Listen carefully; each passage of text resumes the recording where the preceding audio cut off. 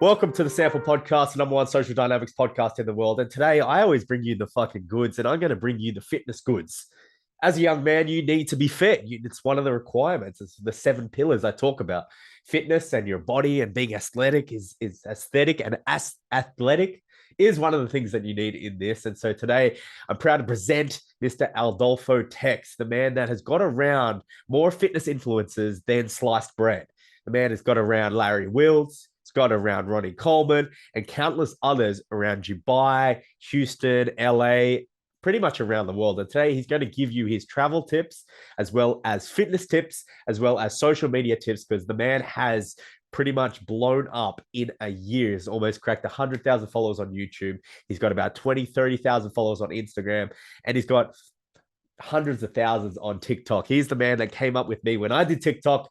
So please give a warm welcome to Mr. Adolfo Tex. How are you today, brother? I'm amazing. I'm amazing. Thank you so much for having me here. I like it, man. You've crushed it on social media recently. If anyone doesn't know, you started your YouTube channel basically a year ago, looking at the analytics, and you're now accumulated 100,000 followers on that. We've been together on TikTok for a couple of years now, and you've fucking blown up that. Tell us how you started on your fitness journey, and then tell us how you transitioned into your social media world, because you've just blown up in both sectors.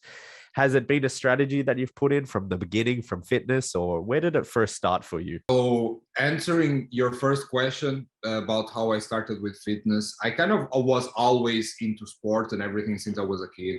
But what kind of solidified the whole gym thing was when I was actually in high school, and I was not really successful with girls.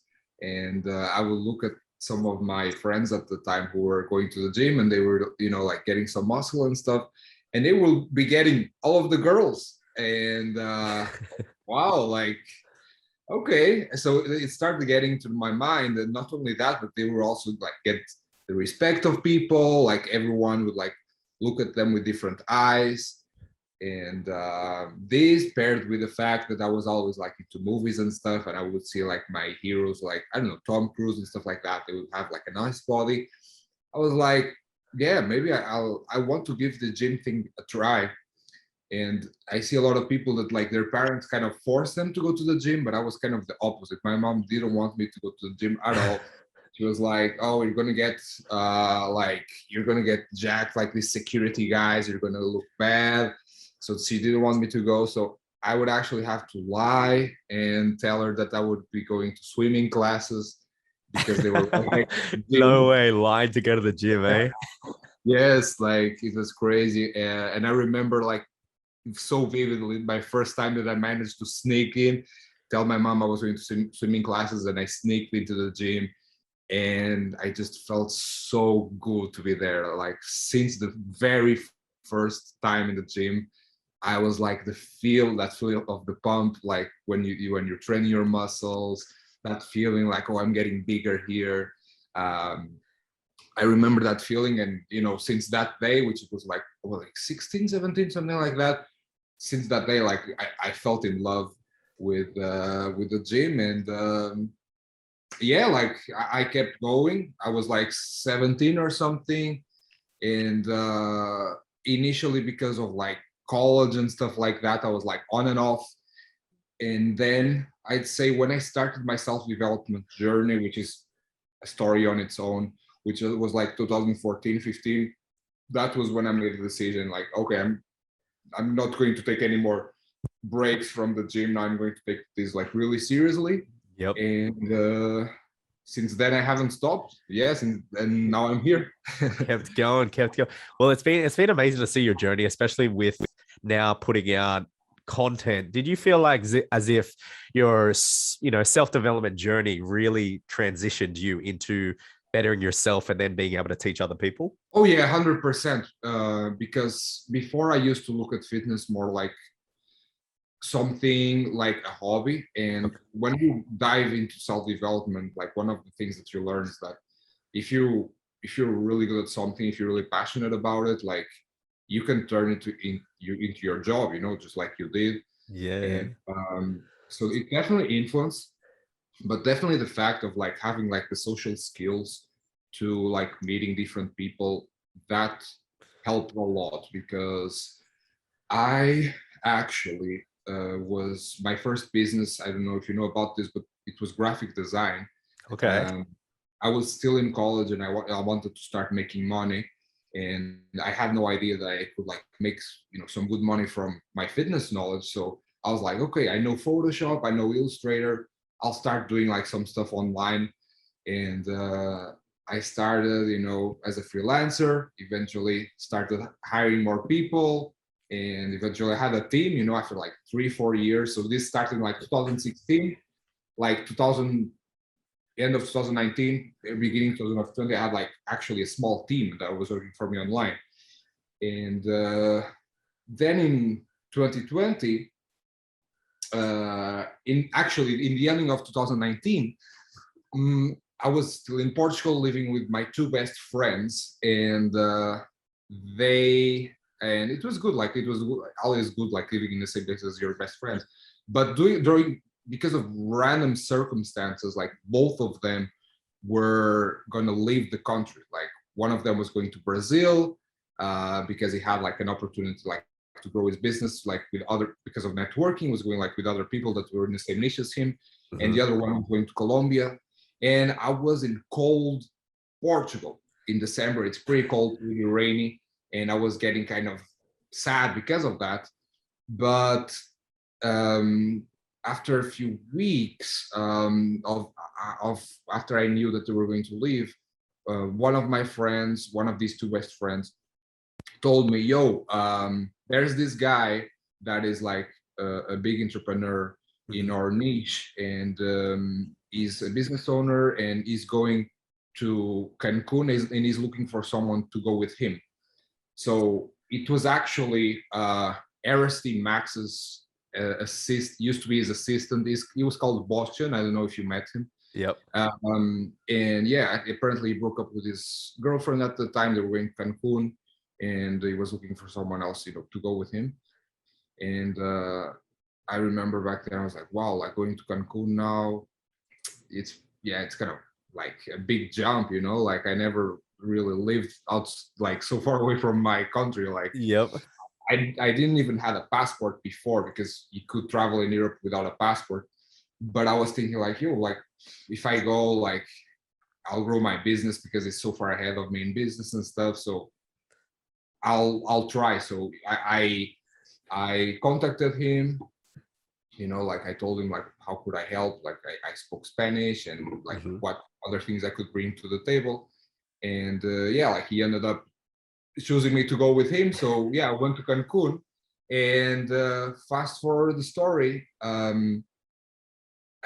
In February, so we went in beginning of January. In February, we started hanging out with Mario Tomic, which also happened to go there. And that was my first contact with someone that was doing fitness for a living. Because in my mind, it was always like, this fitness thing is like, people that do it are like broke, for the most part. Yeah. But then after I started hanging out with him, it was like, oh, okay, no, actually you can make a pretty successful career out of it, And that was the big moment where I was like, okay, this fitness thing, I should take it more seriously. And yeah, like a couple of months after, I just started filming videos for Instagram, workout videos. And it started slowly, like while I was still had the old business. Yep. And yeah, the rest is history. The rest is history. Like it started like making some money. Like I started getting my first coaching clients after some months. Like more and more people started joining when the transformations of other people, they also want to join and stuff like that. And once I was like, okay, I'm good now. I just left the old business behind, and Yeah, you're like, I don't need that shit anymore. I can fucking do yeah, what I want. Well, that was one of yeah. the big things. It's like you had the biggest testicles over COVID. You did not stop traveling. You were Oh traveling no, everywhere.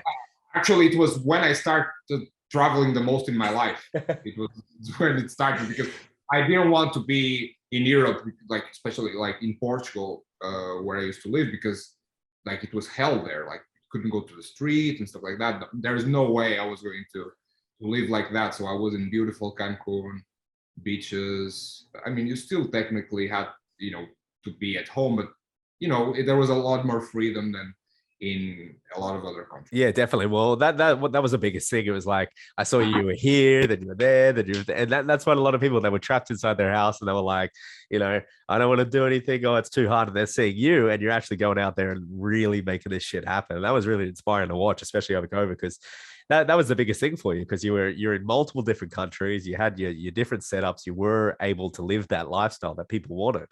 And that's why I almost was so attractive about it, because it was like, man, look at this, like, guy's just fucking doing exactly what he wants, doing his fitness, doing everything, looking jacked, looking swole, got girls around him. And I was like, that it was a model product while we were in the fucking penal colony down here. It's like, oh man, wouldn't that be good?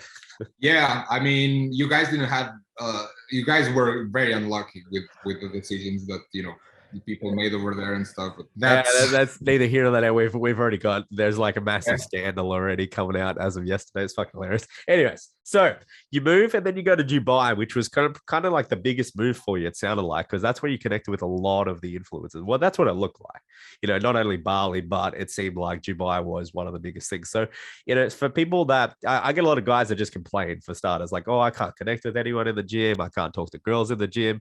You're out here being the byproduct of exactly the opposite thinking what they're doing. So is there a plan, like, how when you go to a gym, right, you go to a new gym, because you've been to thousands of new gyms, do you have a strategy in terms of connecting with the people in the gym? 100%. So I believe that it's important, even before you make the decision to travel to a place, that you should prepare it beforehand. That's smart. Yeah, like even before I was in Miami before I traveled to Dubai. And even before making the decision I was going there, I was preparing, my ground. I was DMing people on Instagram and telling them, yo, I have like 500,000 followers on TikTok. I see that you're trying to grow. Would you like to collab? So maybe you can help me grow my Instagram. I can help you grow your TikTok. So I would DM like dozens of people that were training, at this gym in Dubai. And if we go before that step, like I look for the hot gyms, like the gyms that have like the most influential people training there. Yeah. That's like the first step. And then the second is the DMing. And when people start answering, it kind of validates your, like what you're thinking of doing. So I started getting a lot of people replying there. Obviously, some people are not going to reply, like Larry Wills didn't reply to me before I was there. But after I was there and you would see me doing collabs every day with different people, it was like, oh, who is this guy? Like always with his camera on his tripod, like collabing with everyone. And that made it easier when I went up to him and I was like, yo, I have a video idea to do with you. You're down. It made it easier than just a loner at the gym, like lurking and then like going straight to him. Yeah, that being like, oh, can I get a video, sir? It's just like, you bring no value, no nothing. So that's what, you led with value. That's what you kind of did. You just led with what you had, what you would be able to do, and then just kind of pursued that. Is that correct? Exactly. You can say that, because when I go up to people, especially people that have a lot of other people like asking the same, like a lot of people ask, for example, for Larry Wills to do a collaboration with him, and he doesn't do it with most of them. Yeah. But I kind of differentiated also in the fact that when I went up to him, I already had a plan exactly what I wanted to do. I told him like, yo, I have this idea, this, and this. So I outlined exactly. It was not like, yo, we want to collab, and he asked like, what do you want to do? And I would be like, oh, I don't know, I have to think. No, like you have to have a plan before you go up and want to collab with these people. That's smart. That's one of the best things. Yeah, you can't just be diddle daddling around like, I don't look like, they're fucking valuable people. But that's pretty fucking sick, especially that you're able to kind of understand that. Now, how did you understand that? Where did you come to that realization? Because that's something that I teach, but not anyone knows that. No one knows those concepts. So where did it you kind of learn these kind of ideas of giving value, of being able to network the way that you're able to be networking, or has it just something that you've developed over your traveling time that you've learned the Oh, skills of that? it was before the traveling for sure. And it was when I started, like self development journey, when everyone was like in the RSD groups back then, back in Yep. the day and stuff like that. And I remember that in my city in Porto, I I would go out to clubs and stuff, and I wanted other cool guys to go out with, that were also into self development and stuff. And like the people that would be available, that would be like, yo, who wants to go out, in at least then in my city, were Yeah. usually like the beginners, like the ones that were already established, that already had a nice social circle and stuff. They wouldn't be either reaching out or even like saying, yo, I want to hang out with you. So that was kind of the beginning for me back in like 2016. There was like these people that I wanted to meet, like Mm. from the RSD groups and stuff. Yep. And I was just thinking, like, how can I hang out with these guys? Like they already have their group and stuff. Like, how can I join, like, just as an outsider?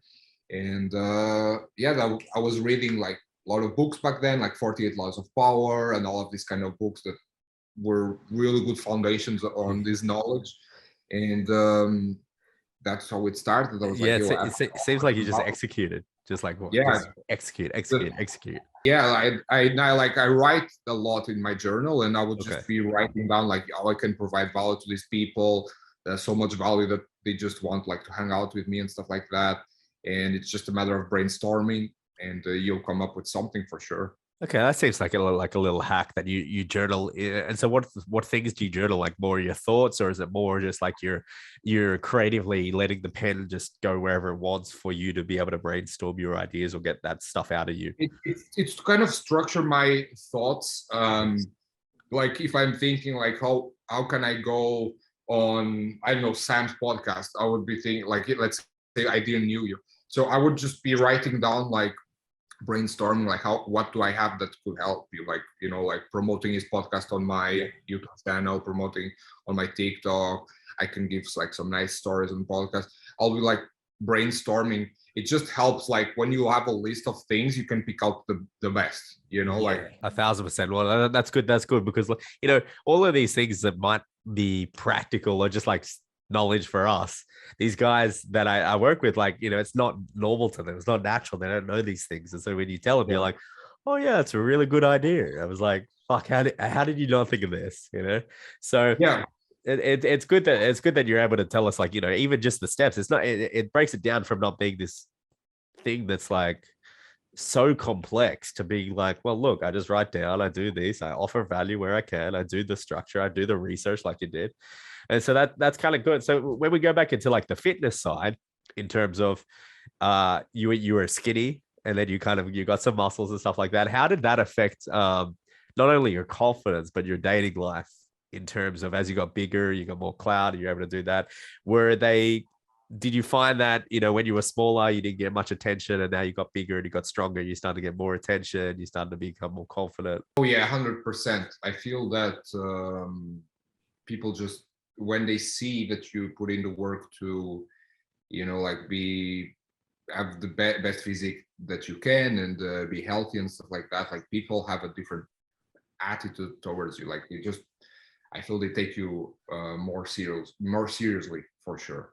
Right. And not only that, but you just like draw more attention to you, I'd say. Like yeah, it's overall definitely improved the way that I felt like people around me perceive me. What do you reckon the biggest thing? What do you think? Like, I know you've done videos on this with the girls, but what do you think if there's a guy, the skinny dude right now, what are the areas that he has to work on?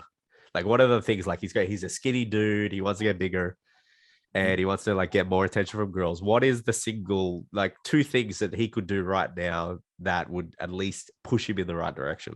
So it would be going on, either you can do this on your own, or pay someone to do it for you, but going and getting a workout plan tailored for you and for your goal, because that's step number one, a proper workout plan for what you want. Because I remember when I was skinny, I like the advice that people would give to get in shape would be like, oh, go on the treadmill 30 minutes a day or run or and because like you're skinny, that's not what you need. Like you need to lift weights, you don't need more cardio, which is like counterproductive to what you want. So don't look at what everyone is doing, because not everyone has the same goal as you. If someone is overweight, they need cardio. If you're skinny, you don't need to run on the treadmill. And this is just an obvious example, but there's a lot of nuanced examples that, you know, like people just don't know. So either do a lot of research on your own or on what to do, or pay someone to teach you, like to work it out. Yeah, no, I get you. Online coach and help you. So that would be the first one, a workout plan tailored for you to gain size. So not a workout plan, any workout plan is tailored for you to gain size. So that's one. Number two is obviously a diet plan that also tailored for you to gain size. And the third is tracking the food that you're eating and your body weight every day. This is also very, very underrated. You need to track these two. It's super important. If you want to take it a step further, also tracking how much weight you're lifting at the gym. That also helps a lot. If you dial these three things, you can get in an unbelievable shape, even though there are a lot more details. But these 3 points are definitely the most important ones. That would be the way to go. Yeah, because I know a lot of guys they're skinny, they don't know what they do. They're like, oh, I go to the gym, I'm intimidated by all these like big dudes like you lifting fucking enormous weights and stuff like that. So what do you tell them? You know, the guys that are kind of skinny, you know, their thoughts are like, I'm nervous to go to the gym, I don't want to do it. It's different for us because we've been going for years, you know, but for them it might be like, oh shit, like I don't know what to do. So I always say, like, dude, these guys started somewhere. They started very similar to you. It's usually the skinnier dudes that are bigger. They know who you are. So what's your advice to kind of like them? If you can, you know, if you have friends and you can convince a friend like to go with you, and that's going to make it easier for you, definitely go for it. Otherwise, there's not much you can do except for, like, you know, get some nice headphones, like get some music that you want, and have a plan. Like, know exactly once you enter the doors of the gym exactly what machine you're going to, what you are going to do. Like, don't go there wondering what you have to do once you get inside the gym, because that's a good idea. I like that. Yeah. Because that's what people do. They go to the water fountain, they fucking like fuck around. Yeah, it's like, of course, if you go to the gym and you don't have a plan for what you're going to do, you're going to be, and you're like stressed because you don't know anyone. Of course, you're going to be anxious. But if you have an exact plan, you have your headphones, noise canceling, just your favorite song, plan, you know, like you're good. Yeah, you're good with that. All right, going on another point, because you seem to be around a lot of gorgeous girls that are into fitness. Let's just say. The man does. Go check out his YouTube channel. It's just girl after girl after girl asking them, you know, he's a 5, but he's got nice glutes, or he's a 10, or he's a 10, but he's got fucking no ass or whatever. Or he's like, his biceps are like a huge. So what's your strategy there? What, you know, has that been successful for you? Is that, do you look at the gym and go, this is a platform where, or this is an area where I do pick up a lot of girls, or I do connect with a lot of girls? Is it one of the areas that you find that you do meet a lot of attractive females for you that pursue into maybe a relationship or something like that? Or is it more a place where you go connect and then you go meet them outside of the gym a little bit more? So most of the girls that you see on the content I make, I actually don't have any romantic relationships with them. I don't have. Well, that's good. That's good. You know, NDAs, sign those NDAs. They either turn out like friends after that, or, you know, like it's just for the video. Yeah. But that being said, yeah, like some of the best girls I've been with, like, you know, like the best relationships I've had, they either I met them at the gym or they were into fitness for sure. So because it's such an important part of my life, yes, it's like, and I spend so much time there. Yeah, it's very obvious that I'm going to, you know, like meet girls there that I relate to better. Like for example, for you probably you're more into like clubs and like nightlife, Yeah, so it's yeah, more likely you're gonna meet a girl that you're into like there yep. because it's kind of your job and stuff, and like you're passionate about it. So for me, gym is kind of the equivalent to that. To do it. Um, And what do you say? What do you say to the guys that are just like, oh, I don't know what to say to the girl. I do that. Is it that, or do you develop such a personality within yourself that literally everyone kind of knows who the fuck you are at the gym because you're filming, you're collaborating, you're doing your thing? Which strategy would you say is probably the best beneficial for you? Because I know with me when I've gone to the gym, I've got to know everybody, and so everyone kind of knows who I am. But I'd love to know what your kind of strategy is there, or so if you have a definitely, strategy, or you just do what you do. yeah, like I don't really have a strategy if we're talking about like meeting a girl at the gym or something. I don't really have a strategy, and I don't really rely on like everyone knowing me to like Yeah, to talk to a girl or something. Um, of course, that helps. Pre-selection always helps, but it's not something that I'm like, oh, like this girl doesn't know me, I'm not gonna talk to her or something. yeah, yeah. No, it's just I just kind of when it comes to that, I just like go with the flow. I just see a girl and maybe we cross eye contact or something. I'm like, oh yeah, I'm gonna talk to her. To go to a bit of a cold approach there. Yeah, but it's not something that I have like a strategy when it comes to meeting a girl at the gym or something. Yeah. Honestly, Okay. I have that in like I have that thing that I don't really if I plan it a lot, it's like it doesn't go so well. So a lot of I don't know times I approached the girl were like in random places. I was like in the supermarket or just going in my day-to-day life, and it just happens like oh like this girl like is kind of my type. I'm gonna talk to her, Yeah. and things both in like random places or the gym, just things I would do anyways in my life. And if I see a girl that I like, I go talk to her. Yeah. I like that because as you've grown, you've become more and more high value. You got clout. You're traveling when people aren't traveling. You're looking good. You're looking fit. You're getting money. You're getting your bag, which is literally ticking every area of the seven pillars of status. You're getting your status up and up and up. So, what was the biggest needle shifter for you? And I talk about needle shifters. What was the biggest thing between say the people you were connecting with, the girls you were dating, the connections you had, like lower level or higher level, and where you are now, where you're literally ticking all of the boxes? What was the biggest needle shifter? Was it money? Was it social media? Was it fitness? Was it, just getting your money up? Like, which area was it the biggest shifter for you that you found? It was definitely putting in the hours of talking to people Mhm. because I think conversational skills were a skill that it was like my worst thing, worse than my physique. Like if Yep. we're being honest, it was very bad. Like I was just not good at conversations with like people I didn't knew. Sure.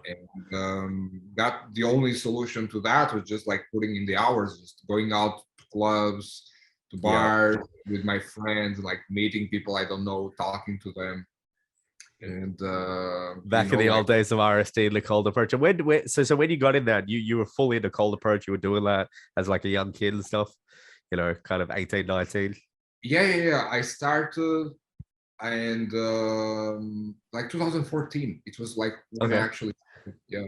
Yeah, similar time frame, a bit younger than that. But yeah, okay. You started that, you got better. And so with that, I always say that social skills are probably the best thing you've ever got, right? So whether that's business, girls, connections, social circles, building that. Yeah, it helped with everything, 100%. It's your ability to negotiate, your ability to be able to just haggle for what you want. So within travel, you've traveled recently for a lot. What are some of the things that you've noticed recently? What are some of the things that you've kind of like travel hacks that you've found over the time, whether that's being able to keep on a diet where you're traveling, being able to connect with new people and build a social circle in a new city? What are the things that you found that maybe someone might not know, that you have the experience of like traveling all around the world over the last couple of years? So the biggest one I kind of already touched on is preparing ground like before you go. And so one of the ones that I already mentioned, it was actually DMing people that, Yep. if you would be interested in meeting. And so that's the first, DMing the people that are interested in meeting. But you can literally do that with everything. Yeah. So before I came here to Houston, for example, I already set up like my meal plans. I Yep. already had a company that was going to deliver my meals like every day to my doorstep. Damn. Okay. I already have contacted like the gym to like set up like my membership and everything. Yep. I already set up like a car rental company so that I had my car waiting for me at the airport when I arrive. Like the worst thing when you travel somewhere is arriving there and being on like chaos that you don't know what to do. Yep. You know, I like to arrive and make everything as smooth as possible already. So yeah, definitely contact like everything that you need on your day-to-day life, like before you go, meal A big. prep, whatever it is. Um, like if you're single, use Tinder passport and start talking to girls that live in that place before you move there, so that you don't feel like a loner when you like for the first weeks. Because this is all mistakes I used to make when I started traveling. Like I remember when I went to Cancun, I was there and I was dating a girl back in Portugal. Obviously, she stayed there, and I Yep. arrived in Cancun single, and I'm like, okay, I guess now I have to start like, you know, Yeah, you have to do it from from there. from ground zero, and like that's a big mistake. Like if you're single, yeah, like set up your Tinder, whatever you use Yep. to the place you're going, and it's going to make your life much easier. Going on to social media because you transformed your business, yourself, who you were, and you fucking skyrocketed. And you're someone that's I felt now learning your background and learning especially your business before the fitness business, you're being able to do that. It sort of correlated really towards your strategy in social media. Not everyone can say within a year they've cracked 100,000 followers on subscribers on YouTube. They've cracked 500,000 on TikTok, where in that. And so it seemed as if you had not a strategy, but you were very particular about what the things you did. You were particular about the words you said. It had with an artistic background. So tell us, talk us through the whole journey with you in social media, because you've racked up an enormous following very, very quickly. I think this is one of the things that is most underrated is people try to invent the wheel by themselves. And Uh, okay. that comes with social media as well. Like people are just trying to come up with a strategy to grow out of thin air. But that was definitely one of the best things I learned from Tai Lopez back in the day. I was watching a lot of Tai Lopez, and he was always telling that smart people don't learn by their mistakes; they learn by other people's mistakes. Uh-huh. So I, before I start anything, before I do the step one, I like to devote a long time to research. So before I started, like I blew up on like TikTok and stuff. I spent so much time researching like YouTube videos, like how, like the best strategies to grow. That's like the first and more surface step. And then like after you research online, like the best strategies, you actually go on your own and you take a look directly at accounts that, for example, that blew up fast, and you're like, okay, what exactly did this account did to blow up this fast? And you take a look at every single detail. What's the color that they're using on the background? Is it pink? Is it red? What clothes are they wearing? What size is the text they're using on the videos? You put every single detail written down, and you compare like dozens of accounts, and you see what they all have in common. And that's going to be allow you to create your own style, which is a mix from all of these accounts. And if they blew up, you are 100% going to blow up too, because you're recreating what they already did. So answering your question, for anyone that would want to do the same, just spend like a long time researching people that already accomplished like what you want to accomplish. Take notes, compare all of them, see what they have in common, and you're going to come up with a solution for your own. Man, I even feel called out. I didn't even know I should be doing that shit. And that was fucking fire. But that's exactly correct, man. Like, I think fuck, that makes my life easier. I wasn't even doing that. That's really, really smart. I guess that's, once you've seen others succeed, you fucking learn what they did. You just like kind of like break it down to that simple level. That's fucking mad. Because that's the good thing about social media, is that you can see everything. Like nothing is hidden from you. If, for example, you see someone like, I don't know, you see a guy, an ugly guy dating a 10, a girl that's a 10, that's hard because you can't go and it's hard to find like the background, like what happened. Or if you see like a billionaire, you'd have to go and ask him like, yo, bro, what did you do to become a millionaire? It's hard. But with social media, it's so easy because everything is out there. The hashtags they use, the text they use, everything is there. The statistics, you can go on Social Blade, see the statistics for every channel. Everything is there, so it makes it so easy to just like mimic what people did to blow up. Yo, that's smart. Yo, watch me blow up real quick. I love it, man. Well, I always thought you took the reins of like what because when I first started, I was actually had the privilege of interviewing the guy that helped me start my TikTok. So that was Jason Capital. So that was pretty fucking cool because I copied him. I was just like, yo, what's Jason doing? And he's doing these like talking videos. So I was like, fuck it, I'll do that. This was back in like 2019 and shit. I was like, oh, fucking do it. I don't care. Did that. And that blew up. And then, I remember when you first started and we were chatting about different things and different texts and different that. And then you blew up and fucking, it was always I always remembered it was always a race a little bit. And then you just skyrocketed. So where was the point that you felt like, were you focused on like growth, or were you focused on like community aspects, like growing this cult? Because I see this recently, like I've lost my account on TikTok. So I've lost, 200,000 followers. But what I did was, I didn't know about that. What happened? Oh, I lost it about like probably 3 months ago now. No word. That's why I stopped seeing you. Yeah.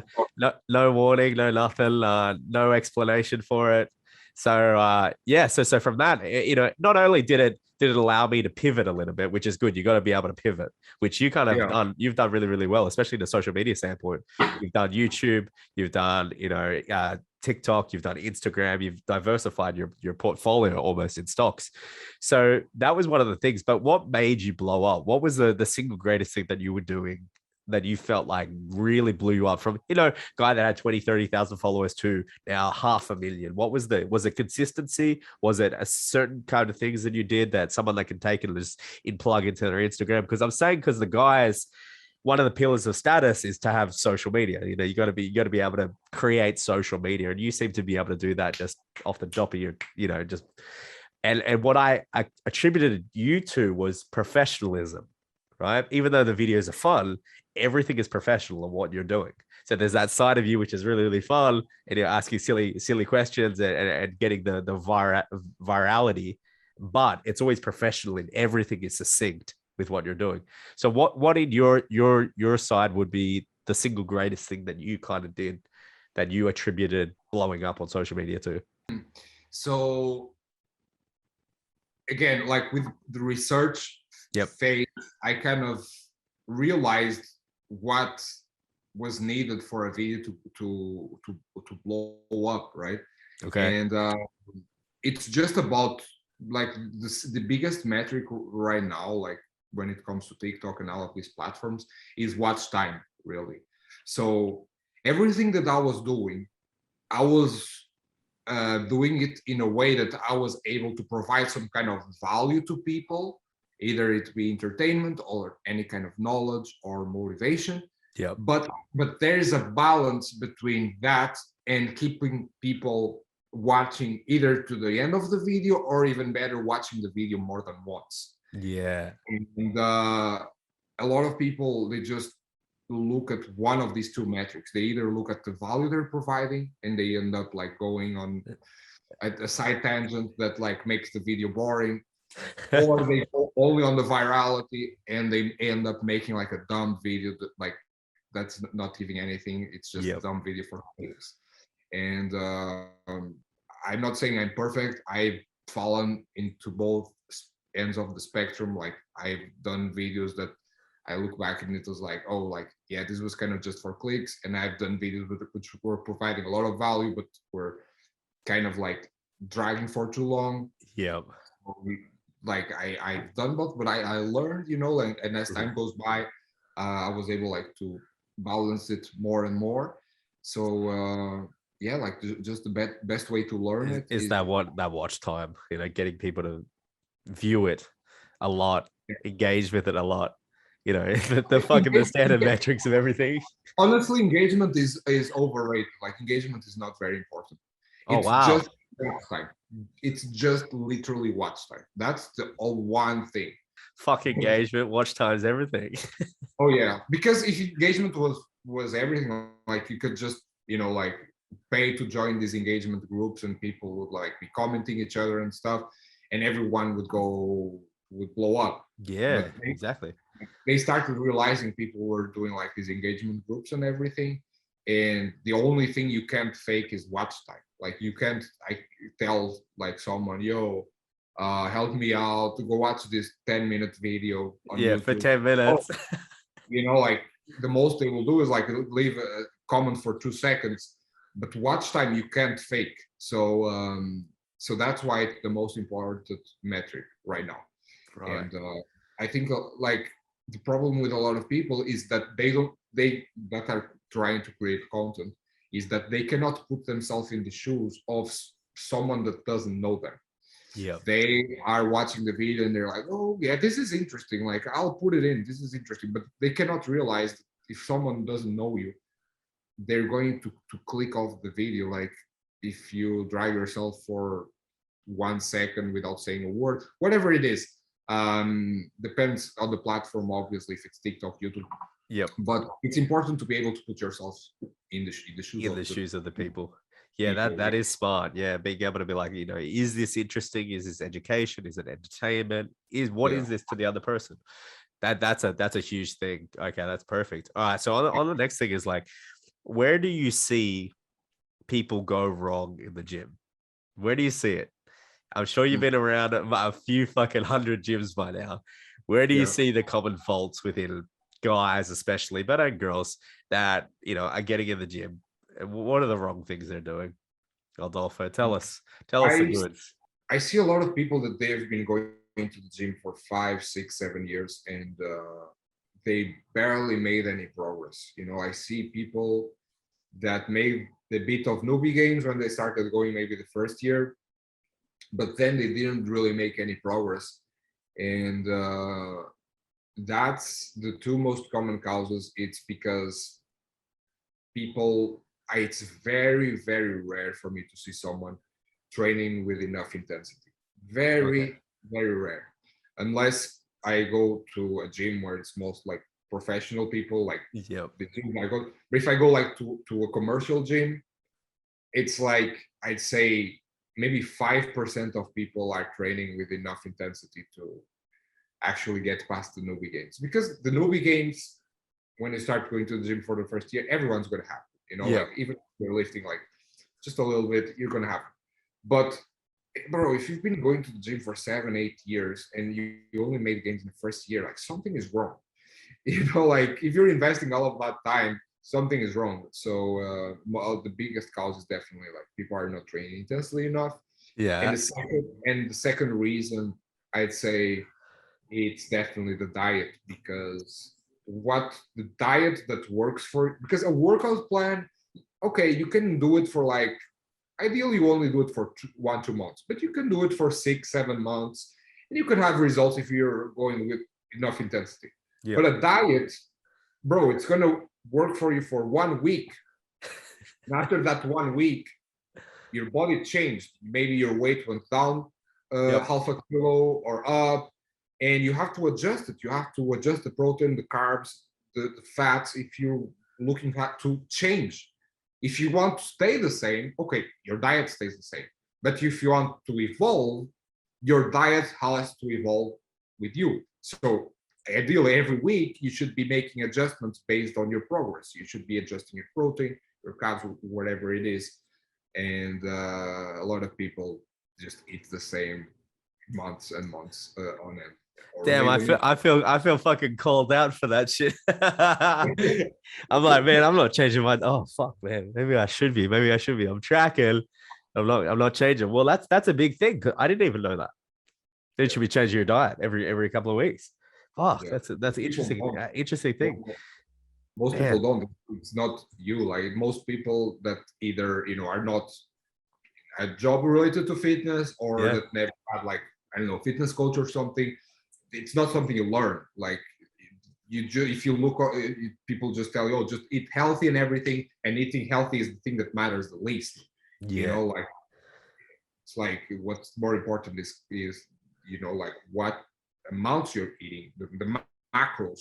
If we're talking of getting in shape, obviously, that's what matters the most. And then second, of course, eating healthy, the micronutrients and everything, of course. But to get in shape, it's not eating healthy that's gonna help you make a substantial change if you want to gain muscle. It's gonna be defeated. Yeah, that's man. And so I'm sure that these guys, these big fitness influencers, or the guys that you've and mentors of yours, have taught you a few things that you could bestow upon the audience that they may not know. So things like maybe it might be fitness related, maybe it might be mindset related, maybe it might be when you're in that fucking deep squat, how to push through the barriers of pain. And so can you bestow us a bit of what your mentors tell you, so where you get stuck and where your mentors help you out? So many things that I learned from people, like ever since I back then when I met Mary Tomic, starting with him, like, and all the people I've met, like so many things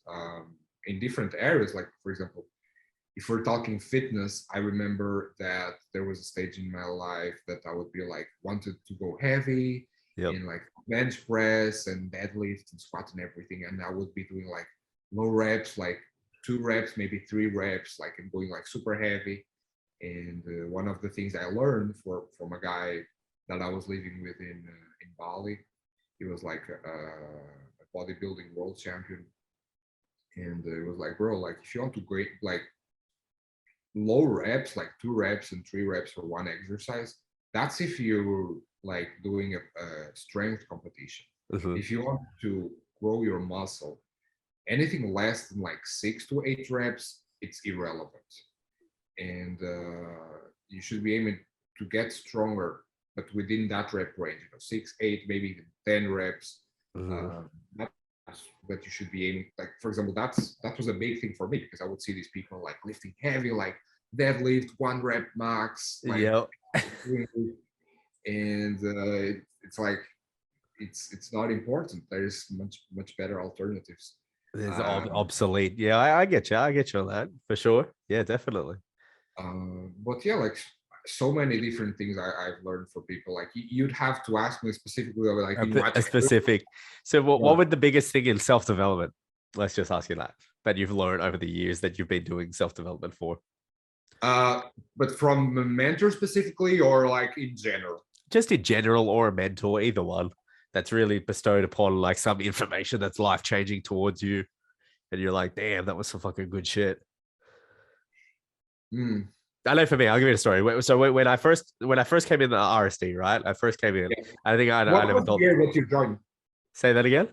What was the year that you joined the RST? I joined RST in 2015, right? That's when I Okay. joined. Yeah, 2015. So when I first joined in 2015, I remember Owen, I became his he's like mentee. He was mentoring me. I became his assistant and everything. And I was on the way to become an RST instructor.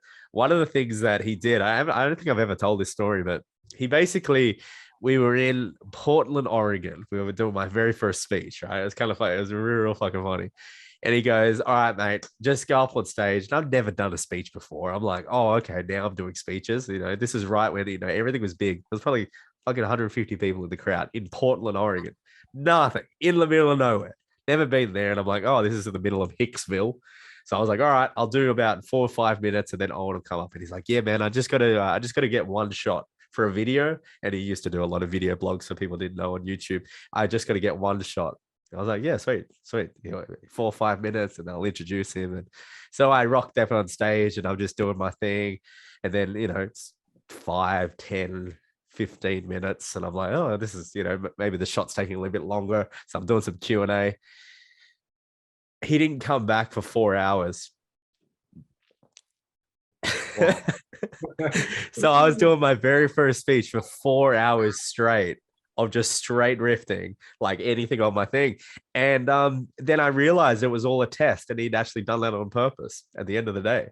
And he literally showed me, one of the things he showed me was that you're more capable than you'll ever know. It's just that you're not put in the right circumstances that you have to perform, or there's no other way out. And so within that speech, if you asked me, could I do a 4-hour speech? I'd probably say no. Like, I'd be like, no, I don't have enough content. But because of the situation, I didn't have the opportunity. I just had to be up there until he came back.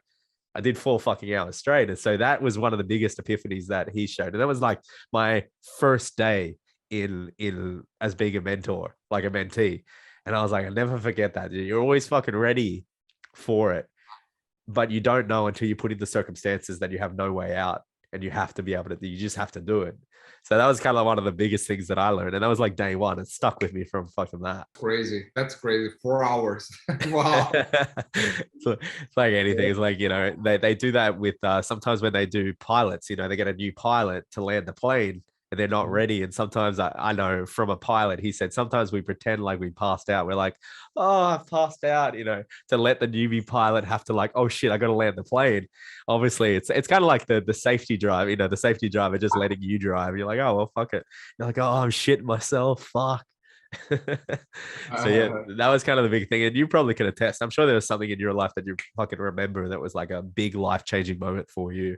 The thing that I touched on previously of like giving value was definitely the one that it's my top 10 for sure. If people learn how, and this, like, it was on this book, like the 48 Laws of Power, but it was also on another book. So 48 Laws of Power is considered like, can be considered like evil by some people. Yeah, sure. Yeah. But it's also like, for example, on another book, like How to Win Friends and Influence People, which is like a good. Yeah, they're both persuasion and manipulation, but yeah, it depends on what you want to do. It's in both books. So I saw this on both books actually, and I'd say that's definitely the biggest one. Like, people, when you look at like, oh, like I need something from someone, what can I do to get it from them? People look at it only as like manipulation. But there's nothing wrong with you needing something from someone and you're going to do something to get it. There's nothing, you just have to realize that in your mind. There is nothing wrong with it as long as you're providing value to that person. It's only bad if you're doing something bad to that person. But if you're doing something good, there's nothing wrong with it. And that was definitely the mentality I had before. Like, oh, if I'm doing something with the means of getting something from someone, it's bad, I'm evil. No, like, as long as you're making that person's life better, there's nothing wrong with it. So you just have to think. You just have to, think about what does this person need that I can provide and stuff like that. And it's gonna, it's gonna make your life easier as well. That's powerful. Yeah, that's very, very good, because it's like the people do feel like that. They feel like, oh, I shouldn't be doing those things, or like, they're better than me, or, it's like you come with the right value, as you said. Yeah, you're, exactly. You're it's just like the course of nature. People often have win-win relationships. They don't even realize. But no, that's a big thing, especially. Yeah. So I'd say this is like one of the biggest ones. And again, like touching on something we already talked before. The other one that is very, like, people don't talk enough about this is like studying other people and studying what they did to become successful, and breaking down what they did to get there. I think this is one of the most underrated ones that I don't see people doing. People are like, oh, I want to get to this thing, I want to accomplish this. Yep. And maybe they're reading books about it. They're like watching videos, but I don't see enough people like doing the research and like actually looking up like what did these people do to get there, what was the biggest So what are the key things that you look for? Say, just in terms of, yeah, what are the things that you look for? Is it pattern yeah recognition where you're like identifying something that they're doing often, or what is the keys? I'll give you an example. Like when I started out with like this whole fitness social media thing, one Yep. of the people I looked up the most was a guy named Mike Thurston.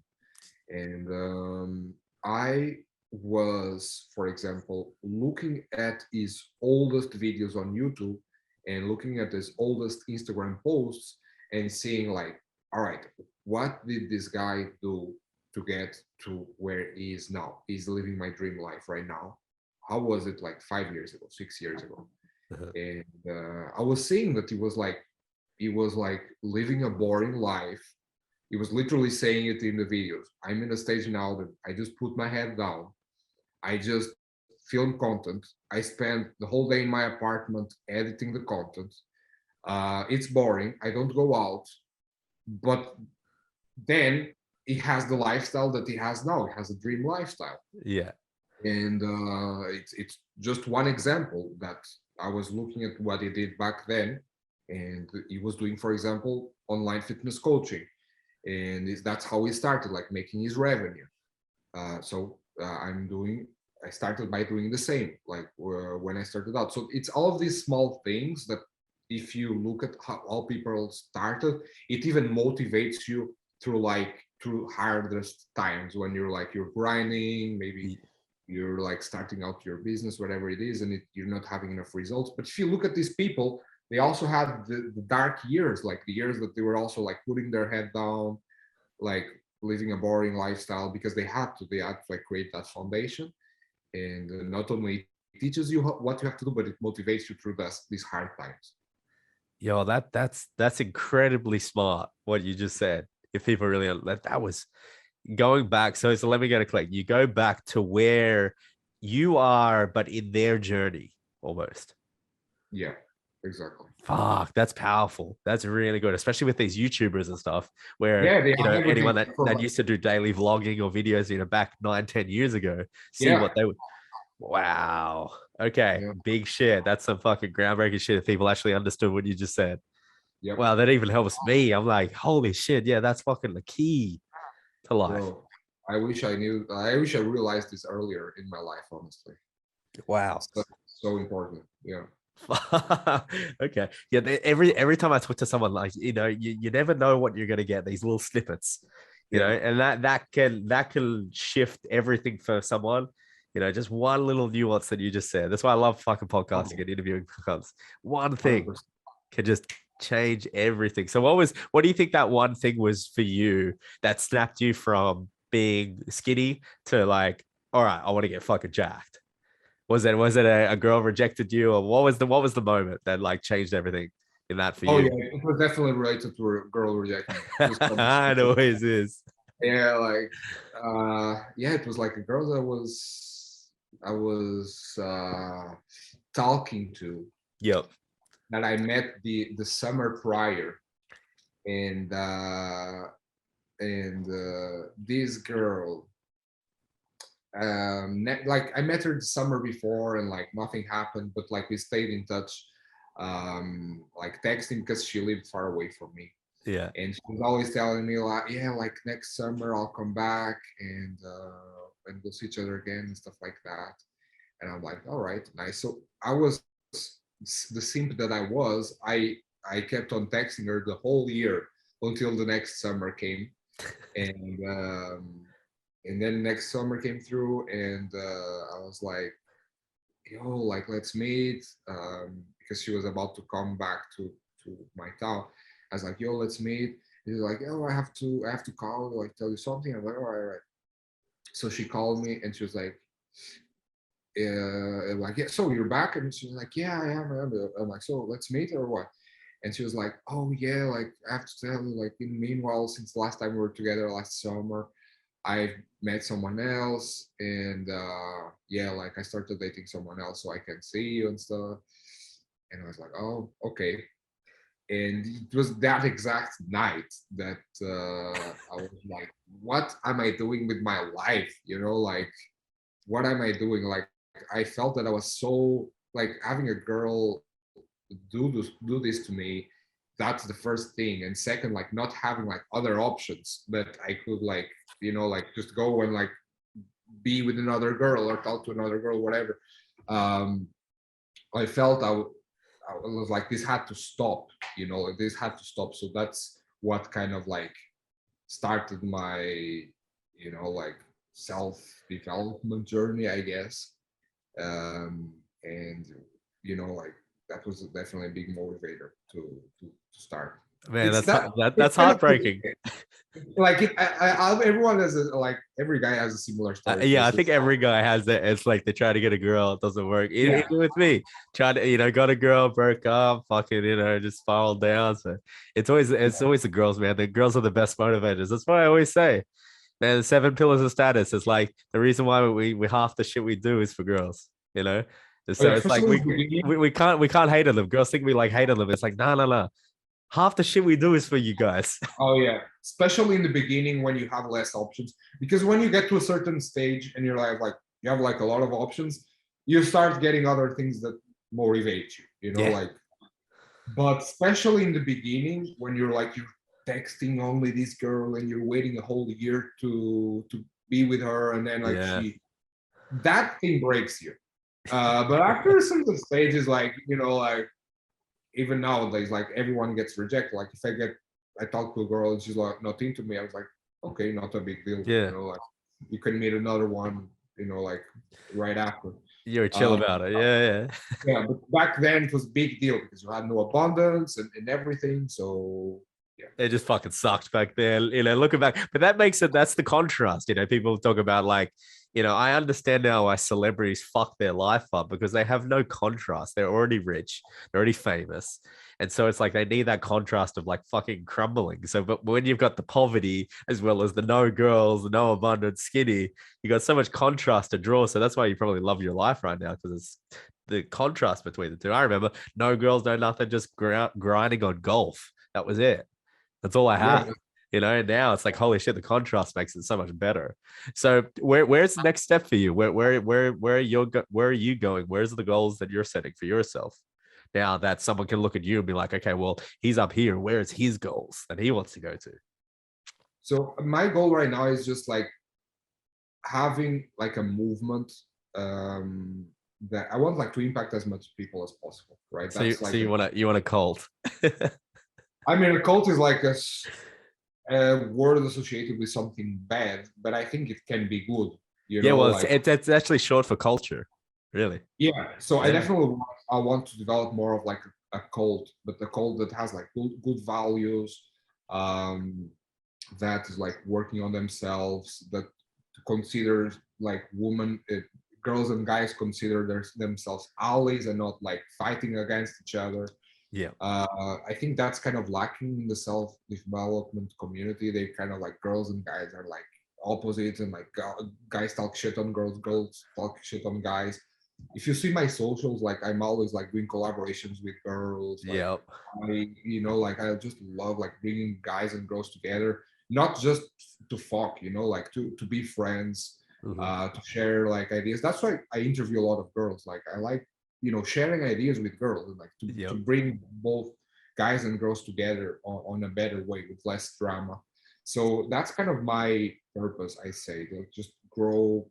And growing my socials, obviously, it's a big step to achieve that. So yeah, like, I want to get my YouTube channel to 1 million, in like 1 year, until next year. That's Yep. the goal. That's the biggest thing. I'm going like harder on YouTube and Yep. getting to 1 million, and when forming a little cult on YouTube of guys and girls supporting each other, That's sharing what ideas. That, Yeah, that's good. that's That's good. That's so fucking sick. At least like you've got goals, you got visions that you want to do, which is good. Like never stop that process. That's what I always say. It's always fucking going to be beneficial for you. But yeah, yeah, bro. I started this year with the goal of 100K on YouTube. And I'm gonna get to it like this month. So yeah, it's like, goals are good. Goals are good. Like, I have literally the background of my desktop picture is the plaque of 100K. Yep. Because I started the year with 4,000 subs. Yep. And yeah, bro, like it's good to have goals for sure. Fuck yeah, you crushed it. Well, that gives me inspiration watching you. I should be watching you now and all your shit that you're doing. I'm doing my things over here trying to work it out, but yeah, you seem to be like crushing it. Bro, like honestly, after I hang out with these people, like Yeah. the influencers and stuff like that, bro, I feel small. I feel like Yeah. I've accomplished so little. Like, bro, it's insane. It's insane. And I know people kind of like look at it in a bad way, like you shouldn't compare yourself to others and stuff. I mean, I don't look at it in a bad way. It's just like motivates me to go harder. Because Yep. if I was still living in my little town that I grew up in, I would be like the king. I'd be like, oh, 100K subs on YouTube. I'm the king. But Yep. here I feel like I'm small, bro. Here I feel like, no, this is nothing, like Damn. social media wise, money wise, like these people are balling, bro. These people are balling. You see like literally teenagers making like 40K a month, 50K a month, bro. It's insane. Yeah. Here, I remember I hung around I don't know if you know him, Mike Rashid. Do you know Mike Rashid? yeah, Yeah, man, he made me feel so small, so fucking insecure. The man is a fucking Greek god. He's got money coming in. I think he was making like $1 million a month at that time, and I was just like, holy fuck. He was the first guy I met where I was just like, other than like Ty Lopez and stuff, but I didn't know his numbers. Where I knew Mike, I was like, holy shit, this guy's balling hardcore. Holy shit. that back when you had that interview with Elliot Holtz. Yeah, Elliot. That's where I first met Elliot. That's where I first met Chris Jones. Yeah, Mike Rashid, all those guys. I think it was the first time I saw a video of you. Most likely, the Avengers. The video was called the Avengers. Yeah. That you were asking like Elliot, what's your secret for like staying relevant? And he was like, breathe. Yeah, breathe. Yeah, the cult phenomenon. Some people even message me about that clip and say like, man, I put that in a playlist. Like I uploaded it somewhere and I always listen to it when I like deadlift. Yeah. Yeah, there's like 10 guys that said, yeah, like I use this when training. Breathe, Right. breathe, breathe. I'm like, oh, that's fucking like so it was a cult phenomenon, that video. Everyone remembers that shit.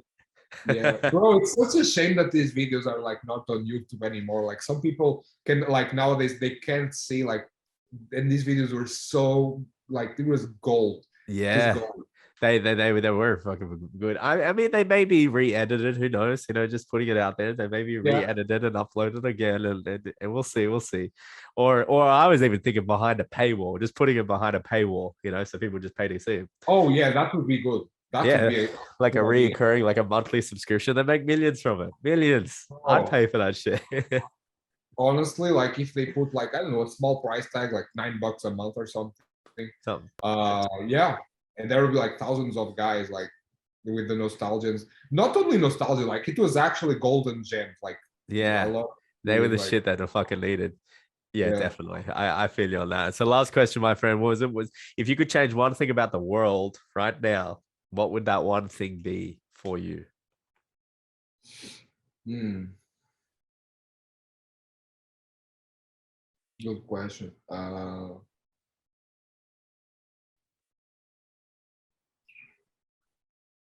That's a tough one to think in like 10 seconds. everyone I say, my audience knows that as soon as I drop this question, there's always a long fucking pause between everybody. So you're not the one. Don't feel bad. We've had like minutes of pauses before. One thing, bro.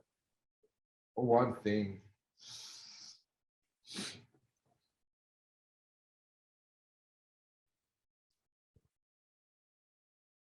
I'd say the fact that people are so like you don't see a lot of people with like a collaborative mindset.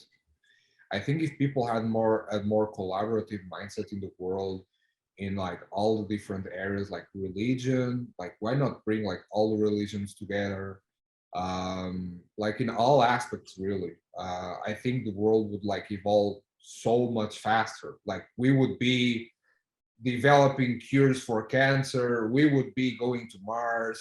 Like if everyone collaborated like more. But obviously, this is something that is it's like in I could just say in theory, because in practicality it would be like, You never know. But yeah, no, I agree with you on that.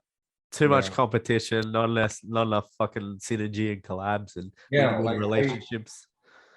me personally, like like you see, is like I'm always like trying to collaborate with people, like let's grow together, let's do this together. And sometimes there's people that you reach out to and they're like, oh, I'm a fitness coach as well, I can't collab with you because maybe like my clients are going to go to you and stuff like that. And yeah, I think I have someone here Yeah, give you're me right. some. You're right. I can hear that. And yeah, hi. It's okay. And yeah, like if people were more collaborative, like we will definitely be evolving much faster. Um, so yeah, I'd say that would be the biggest thing for The sure. biggest thing. Well, that's good, man, because that you're someone that is preaching that and fucking doing that for Yep, yourself. yeah, That's the that's the thing. goal, man. That's the Yeah. goal. I mean, yeah, we got to create that movement for you. So if people want to reach out to you, get to know you, and fucking get and see your stuff, and see what you're preaching to the people, where can they go find you? Yeah, if you want to just watch me, you can just go on my YouTube channel, Adolfo, and you'll see my videos, you'll see me interviewing girls, all of that. If you want to get in touch with me directly, maybe you're interested in getting coached by me online and stuff, you can message me on Instagram, Adolfo Tex, and yeah, we can talk there. All the links will be in the description below. Thank you very much, my friend. You dropped some fucking gems on these people, especially towards fitness and social media. So it's a pleasure having you on the podcast, my friend.